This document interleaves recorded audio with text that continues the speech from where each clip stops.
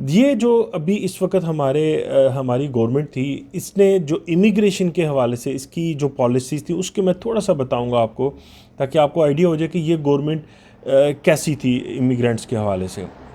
2015 के अंदर जो इमिग्रेशन की पॉलिसी थी, 15 के एंड की बात करूंगा, इस कदर तेज़ थी कि यूँ लगता था जैसे हर एक बंदा यहाँ पे इजीली वो लीगल एंटर हुआ है या नहीं हुआ, वो इजीली अपने डॉक्यूमेंट्स ले सकता है पुर्तगाल के अंदर।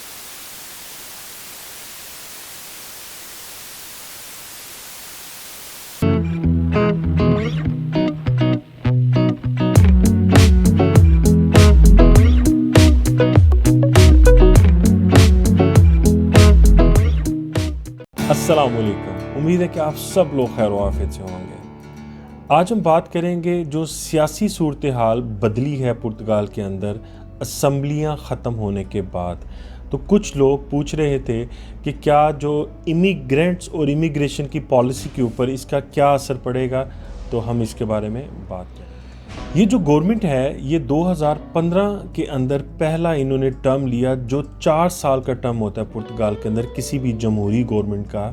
जब ये गवर्नमेंट आती है तो 2015 से लेके 2019 तक ये गवर्नमेंट रही, और फिर इसके बाद दोबारा इलेक्शन हुए। फिर 2019 के अक्टूबर से आनवर्ड लेके इस गवर्नमेंट का जो एक्चुअल टर्म था वो 2023 के अक्टूबर के अंदर जाके यानी नई गवर्नमेंट फॉर्म होनी थी, लेकिन ऐसा नहीं हुआ।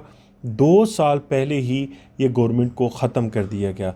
उसका रीज़न ये बना कि जब असम्बली के अंदर बजट पेश किया गया, बजट को यहाँ पे कहते हैं ऑर्समेंट, तो जब बजट पेश किया गया तो जो हुक्मरान जमात थी उसकी एक इत्तेहादी जमात थी, क्योंकि हुक्मरान जमात जो पीएस है, जिसको पार्टियो दी सोशलिस्टा कहते हैं इंग्लिश में, द सोशलिस्ट पार्टी, जिसके अभी वज़ीर आज़म सीनियर एंटोनियो कोस्टा थे, इनके पास सादा अक्सरियत नहीं थी। तो इन्होंने अपने साथ जो इत्तेहादी जमात थी उसके साथ मिल के अपनी गवर्नमेंट फॉर्म की हुई थी। लेकिन जब बजट पेश किया गया तो वो जो इत्तेहादी जमात थी उसने अपोजिशन के साथ मिल के उसको अप्रूव नहीं होने दिया। तो इस तरह जब उन्होंने देखा कि सादा अक्सरियत हमने खो दी है, तो जो सदर साहब हैं उन्होंने अनाउंस कर दिया कि 30 जनवरी 2022 को हम इलेक्शन करवाएंगे नए, फिर जिसके पास भी अक्सरियत होगी वो गवर्नमेंट वहाँ पे बनाएगा पुर्तगाल के अंदर। तो इसका ये रीज़न क्या बना कि ये जो पार्टी थी अलहदा हो गई जो हुक्मरान जमात के साथ थी। अभी रिसेंटली जैसे हमारे मुल्कों के अंदर कौंसलर लेवल के, जिसको हम बोलते हैं म्यूनसिपल लेवल के जो इलेक्शन होते हैं, उसके अंदर हुक्मरान जमात लिस्बन के अंदर बुरी तरह हारी। तो जो इत्तेहादी जमात थी उसके बारे में ये सर्वे था कि ये अगले इलेक्शन के अंदर ज़्यादा सीट्स लेके जाएगी, लेकिन जब उसकी इत्तेहादी जमात भी उस तरह उसकी पॉपुलैरिटी नीचे आके गिरी, तो उन्होंने ये डिसाइड किया कि हम अगर गवर्नमेंट की पॉलिसीज़ के साथ चलते रहे तो मुमकिन है कि अगले इलेक्शन के अंदर उनको शायद कोई वोट देने वाला ना हो। ये जो अभी इस वक्त हमारी गवर्नमेंट थी, इसने जो इमिग्रेशन के हवाले से इसकी जो पॉलिसीज़ थी उसके मैं थोड़ा सा बताऊंगा आपको, ताकि आपको आइडिया हो जाए कि ये गवर्नमेंट कैसी थी इमिग्रेंट्स के हवाले से। 2015 के अंदर जो इमिग्रेशन की पॉलिसी थी, 15 के एंड की बात करूंगा, इस कदर तेज़ थी कि यूँ लगता था जैसे हर एक बंदा यहाँ पे इजीली वो लीगल एंटर हुआ है या नहीं हुआ, वो इजीली अपने डॉक्यूमेंट्स ले सकता है पुर्तगाल के अंदर। 2015 के एंड में जैसे ही गवर्नमेंट आई, ये जो सीनियर एंटोनियो कोस्टा साहब की गवर्नमेंट है, इन्होंने इमिग्रेशन की पॉलिसी को सख्त करना शुरू कर दिया। उसमें मतलब चेकिंग शुरू कर दी कि कहाँ पे कोई इश्यूज़ बने, क्या प्रॉब्लम्स आई, कोई करप्शन तो नहीं हुई किसी किस्म की। जब ये चीज़ें चेक होनी शुरू हुई तो इमिग्रेंट्स को तकरीबन 2, 2.5, 3 साल, ये एक डिफरेंट टाइम्स में बता रहा हूँ आपको, इतना टाइम लगा पहला कार्ड आने में और पहली अपॉइंटमेंट लेने के अंदर। तो ये एक मुश्किल वक्त था जो इमिग्रेंट्स ने गुजारा। इसी तरह अभी अगर जो हालात हैं आपके सामने हैं, अभी जो सेफ ने उसकी पॉलिसी को अपना वो जो एक सिस्टम है उसको अपग्रेड किया है, जिसकी वजह से अब ईमेल्स जल्दी आ रही हैं, अपॉइंटमेंट्स आपकी स्ट्रीमलाइंस कर दी गई हैं, फिंगर्स आपके हो रहे हैं, कार्ड्स भी थोड़े जल्दी आ रहे हैं। तो ये इन्हीं के दौर के अंदर ये काम हुआ। लेकिन अगर आप देखें तो इन्हीं के दौर के अंदर ये जो 2 साल आपने मतलब लोगों को लग रहे हैं, तो ये इन्हीं के दौर के अंदर मामला है। लेकिन इसको हम ये कह सकते हैं कि कोरोना की वजह से भी ये पॉसिबिलिटी है कि ये मसला पेश आया कि लोगों को डिले हुआ है। अब बात करें कि अब नेक्स्ट जो गवर्नमेंट है वो किसकी होगी। जो पीएस है, इसकी जो लार्जेस्ट अपोजिशन पार्टी है वो पीएसडी है। ये पीएस द सोशलिस्ट है और दूसरी एक पीएसडी पार्टी है जो इसकी लार्जेस्ट अपोजिशन पार्टी कंसिडर की जाती है। मैं ज़ाती तौर पे ये समझता हूँ कि अगर नेक्स्ट इलेक्शन आते हैं तो इस जो पिछला इलेक्शन गया 2019 वाला, उसके अंदर एक नई पार्टी भी इसमें आई थी, उसका नाम था शेगा। शेगा पुर्तगीज़ का वर्ड है, इसका मतलब होता है एनफ।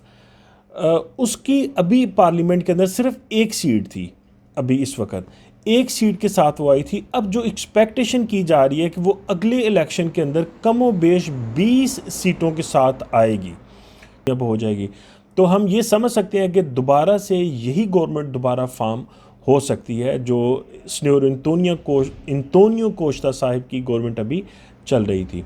तो पुर्तगाल की टोटल जो असम्बली के अंदर मेंबर जाते हैं वो 230 मेंबर जाते हैं और 230 में से 116 आपके पास मेंबर्स होने चाहिए गवर्नमेंट बनाने के लिए। लेकिन वो अभी जो भी आगे नेक्स्ट इलेक्शन में जीतेगा उसको 116 का जो नंबर है वो पूरा करना पड़ेगा।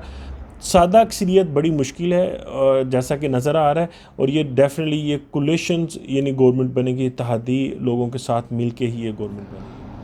अगर हम ये कहते हैं कि अभी जो मौजूदा गवर्नमेंट थी ये दोबारा इलेक्शन नहीं जीतती और उसकी गवर्नमेंट फॉर्म नहीं होती जो नए इलेक्शन 2022 के अंदर होने जा रहे हैं, तो मैं ज़ाती तौर पे समझता हूँ कि इमिग्रेंट और इमिग्रेशन के ऊपर इसका कोई ज़्यादा फ़र्क नहीं पड़ेगा, क्योंकि जो अभी मौजूदा पॉलिसी है वो कोई इतनी ज़्यादा नरम नहीं है कि जिसको सख्त किया जाए, ना ही कोई ये इतनी सख्त है कि जिसको हम कहें कि ये बहुत ज़्यादा नरम हो जानी चाहिए।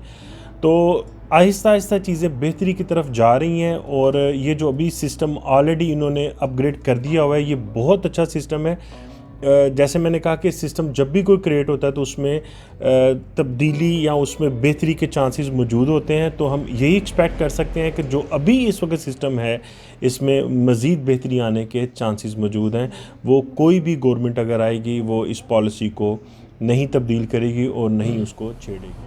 आपसे गुजारिश है कि अगर आप चैनल पे नए हैं, आपने अभी तक मेरा चैनल सब्सक्राइब नहीं किया तो काइंडली चैनल को सब्सक्राइब कर दें, बेल आइकन को भी प्रेस कर दें ताकि लेटेस्ट जो भी मैं वीडियो अपलोड करूं उसका नोटिफिकेशन आप तक पहुंच जाए। अपना बहुत सारा ख्याल रखिएगा और हमेशा खुश रहिएगा और कामयाबियाँ और आसानियाँ आप सबके लिए आती रहें। इंशाल्लाह किसी नेक्स्ट वीडियो के अंदर आपके साथ दोबारा मुलाकात होगी। अपना बहुत सारा ख्याल रखिएगा। अल्लाह हाफिज़।